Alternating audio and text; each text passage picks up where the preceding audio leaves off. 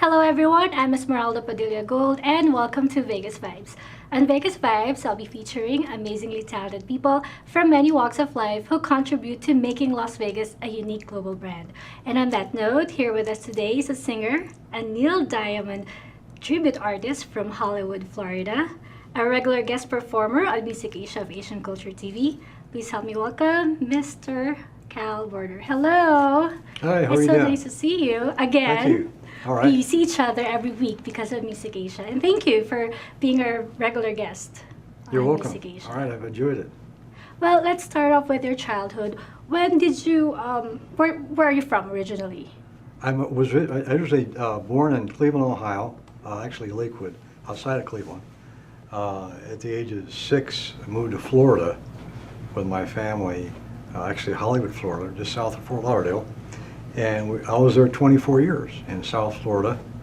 And then I came out to Las Vegas in December of 1983. Wow, so you've been here quite some time. Been here almost 35 years. Yeah. Yes. That's awesome. How do you like it? Well, I'm if still you- here, so. Yeah, so you must have loved. Yeah, you think about, well, where would I like to go, and I'm having a hard time thinking about where else I want to go. There's no place you'd rather be, but here. I'm Las having a Vegas. hard time with that. Well, this is the Something I'm- entertainment capital of the world, and you're so good at impersonating Neil Diamond. Thank you very much. Yes, you're very good. And I would like to know, has Neil Diamond been your great influence? Has been a great influence since you were a child? Is this why you impersonate him so well? Actually, I didn't get familiar with Neil Diamond until about 1990.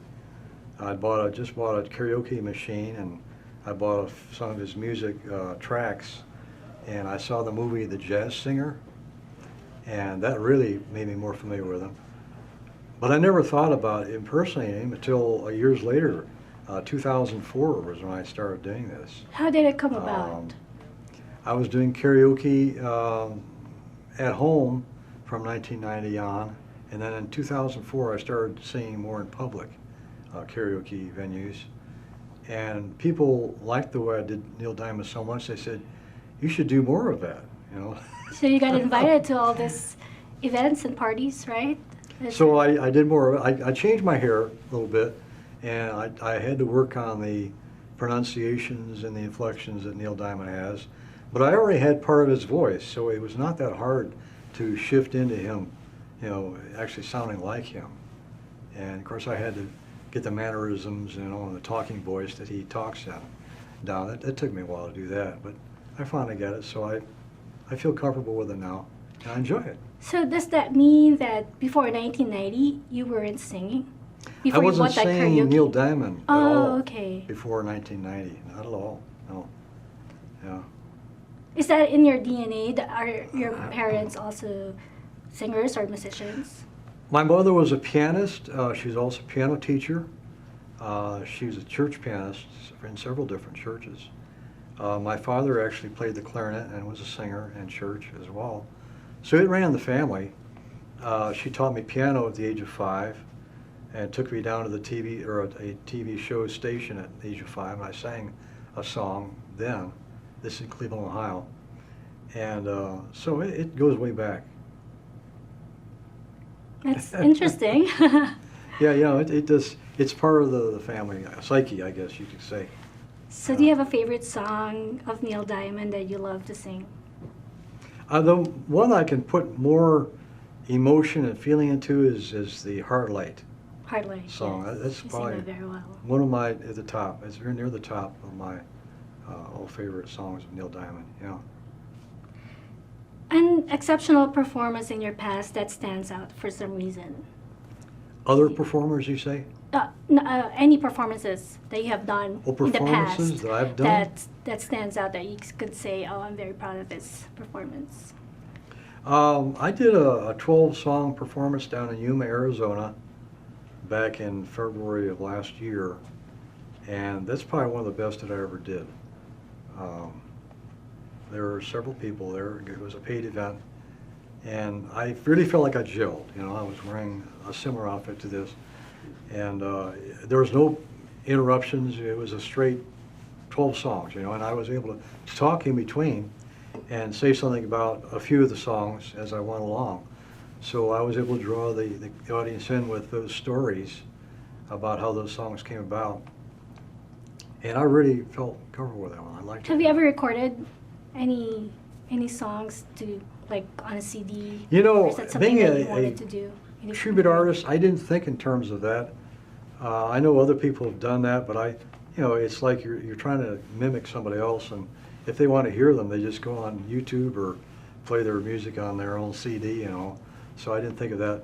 Recently, I've been thinking about doing a CD in my own voice, it's just a little bit away from Neil Diamond, and sing songs I used to sing before I did Neil Diamond, specifically, or I should say specialize in him. So, yeah. So you do it just pretty much for fun, right? Well, I get paid. You get paid. Gigs. Oh, that's nice. Yeah, I get paid gigs probably half a dozen times a year, and I'm done more singing for Filipinos than anybody else because they have conventions in town, and there's a gentleman in town that is a kind of a coordinator for a lot of these conventions for Filipino people, and he knows me. He likes what I do, so he invites me, and I get paid to do these things. It's nice to be able to do what you love and get Oh, yeah. compensated. Oh yeah, Right? it's a great mix. Yeah, I'm not in it for the money because I haven't music made is that your much. passion. Yeah, something that I really love to do. So do you ever get nervous performing in front of a large crowd, or what kind of preparation do you do? There's times where you think to yourself, can I really do this? And then you hit the stage and the audience kind of electrifies you and gets you ready to do what you need to do. And Neil Diamond described performing like surfing. You start out paddling, but the wave is the one that takes you to the shore, and that's the way it is with live performing. You feel like the audience just kind of like brings it out in you, So I like live performing the best in front of, the more people the better, because there's more electricity with the more people in the room, yeah. Wow. So it's a lot of fun, yeah. Well, you are seeking a position in office. What position are you running for? I'm running for Nevada State Senate District 2. This is my first time running for office. It was kind of a fluke because there was nobody else who actually filed for that position, and they said you need to go down there and file in case there's a wave of voters for our party, and then you can get those votes and possibly even get elected, What motivated you to run? There's nobody else filed. That was the main motivation. You never had like a political ambition before? I thought about it, but I didn't really think of myself as a, Public servant. politician that much, I thought, well, maybe I could do it. I wasn't sure though, And it's very difficult because you got to have a lot of money behind you. You got to know a lot of people already, you'd be well established, have name recognition, Right. which I didn't have any of those, So But you have the desire to, of course, help. if they vote for me, I'll gladly serve and be up there in Carson City, and I'm going to fight for the people of Nevada. Because the other party wants to raise everybody's taxes like crazy, and that gets me kind of like riled up because I don't want to pay more taxes and have higher rents and higher, property taxes, higher, maybe even they might even have an income tax for the state, and it's just totally, for me. So I think about leaving the state if they go with an income tax for Nevada. Besides the issue So, of income tax, if elected, what do you plan to do to make a difference? Well, we've got, the public schools are not doing well. We're almost towards the bottom nationwide as far as performance of the kids. And so I'm looking to private schools to make them, have parents, enable parents to send their kids to private school through the... To make it affordable? Yeah, through the educational savings accounts. That gives from the property tax, they take part of that money and devote it to vouchers where the adult or the parents would take that to the private school and they'd use that as money so they can have their kid go to the private school. Do you have children of your own? No, I don't. Never got children. Was never motivated that way.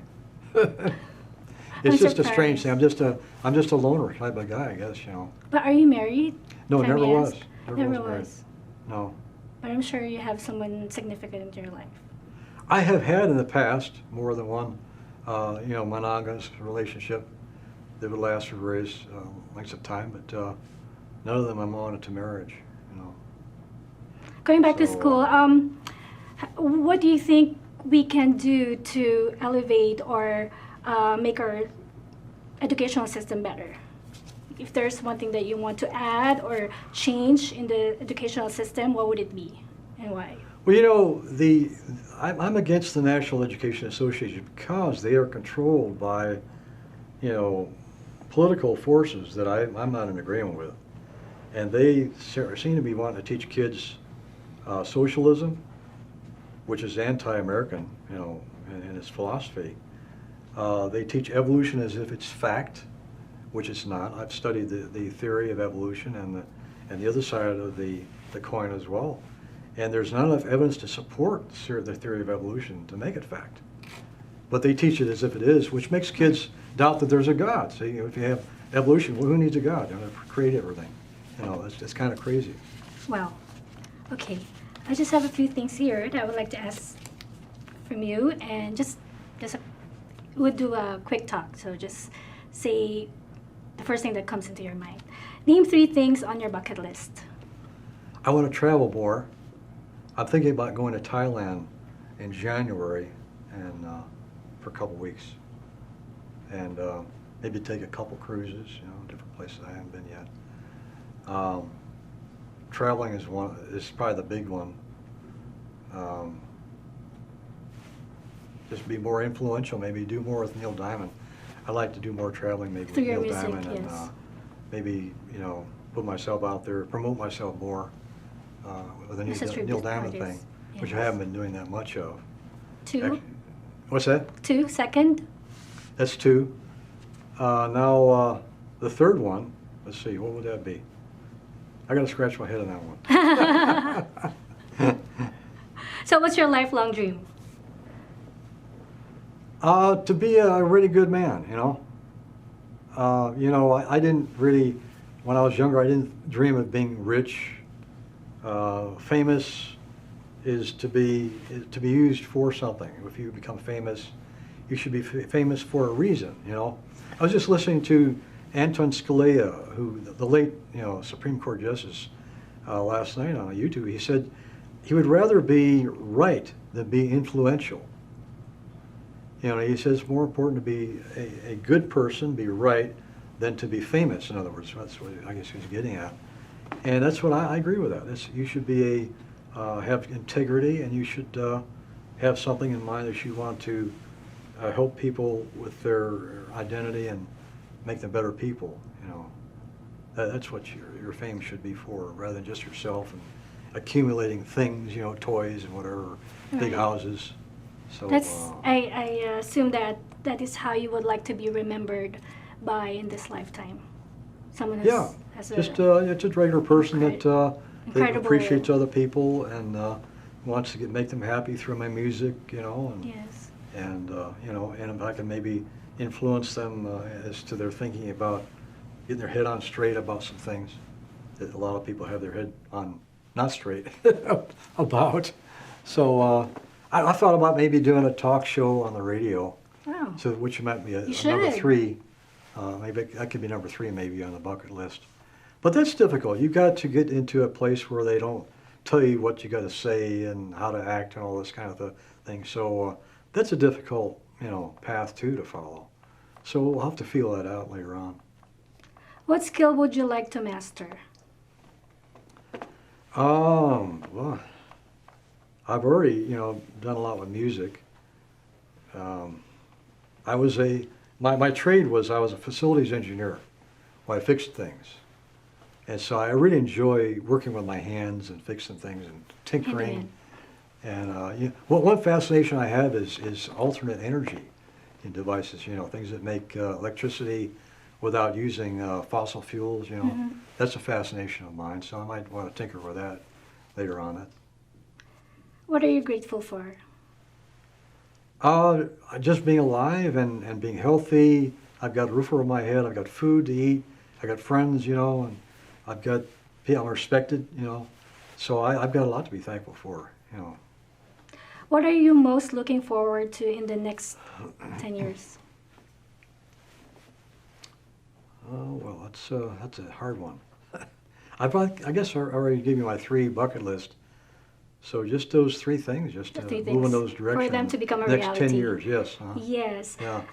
For my last question, what pieces of advice or words of wisdom would you suggest to anyone aspiring to become a singer or an exceptional tribute artist? You know, Neil Diamond wrote music to touch people's souls, he said. That was his primary goal. And I think music should be something meaningful that would enrich other people's lives, you know. And I think a person should think in terms of that rather than becoming famous or, you know, fame is nice, but you got to, like I said before, you have to do something with it. You got to be useful with it. I think people need to get their mind off themselves so much and think about what they can give, you know, to the audience and the people that are listening to them. That would be the thing I would say, advise people to do, you know. I've had people ask me about, you know, how did you learn how to sing? And one of my answers is, you know, who taught the birds how to sing? Yeah, they look at me like that, you know. But that's the truth. It's a natural thing. Some people have it naturally, and others people have to have more training to bring that out in them. I think everybody has something unique a in singer themselves, inside them, you know. Yes. It has to just waiting to come out, you know. Right. It just needs to be And discovered. karaoke is a wonderful thing, you know. That's how I really developed as a solo singer for pop music, was karaoke. I mean, the Japanese started that out. Of course, the word karaoke means without orchestra. Oh, okay. That's the literal meaning of karaoke. My brother told me that. He was a missionary to Japan. And so that's something that's really good. Karaoke gets people singing, and it's produced a lot more singers, you know, and it adds a new dimension to your life, too. You know, you start singing, and you get better at it, and you say, hey, this is great, you know. And it's lifted the average bar. The average bar, you know, they were just there to, you know, drink and get drunk and whatever else they do at a bar. But they added karaoke to it. It kind of like, it lifted everybody's level of consciousness up. So music is a great thing. Yes, music is a great thing, right? It's a universal language that we can all relate to, and a lot of great things happen when we have music in our lives. Well, thank you so much.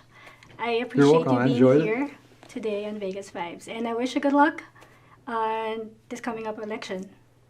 Well, you know, they don't expect me to win. If I win, it'd be like a big surprise, and it'll surprise me too. Miracle happens. So I hope I do for the sake of Nevada, because if the other guy wins, we're going to see higher taxes for sure. And fellow citizens. So we'll leave it at that. Well, thank you so much. I wish you continued success, and see you later on Music Asia.